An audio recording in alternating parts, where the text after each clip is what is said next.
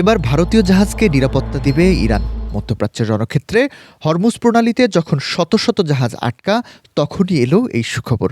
তবে নিরাপত্তার পেছনে রয়েছে ইরানের বড় শর্ত। গত ফেব্রুয়ারিতে বিধিবহির্ভূত তেল পাচারের অভিযোগে আরব সাগর থেকে ৩টি ইরান সংশ্লিষ্ট জাহাজ জব্দ করেছিল ভারত। অ্যাসফাল্ট স্টার, আল জাবজিয়া এবং স্টেলার রুবি নামের এই ৩ জাহাজ বর্তমানে মুম্বাই শহরে বন্দী আছে। এই ৩ ট্যাঙ্কারকে ফেরত পাওয়াই এখন ইরানের প্রধান শর্ত।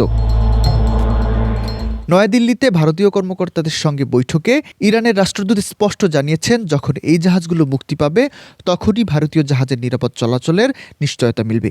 এর পাশাপাশি চলমান যুদ্ধ পরিস্থিতিতে জনগণের জন্য জরুরি ঔষধ ও মেডিকেল সরঞ্জাম পাঠানোর অনুরোধ করেছে তেহরান।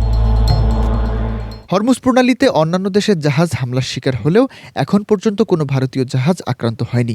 ভারতের পররাষ্ট্রমন্ত্রী এস জয়শঙ্কর একে দুই দেশের দীর্ঘস্থায়ী পারস্পরিক সম্পর্কের ভিত্তি হিসেবে উল্লেখ করেছেন। এরই মধ্যে ভারতের 4টি ট্যাঙ্কারকে নিরাপদ প্যাসেজ দিয়েছে ইরান।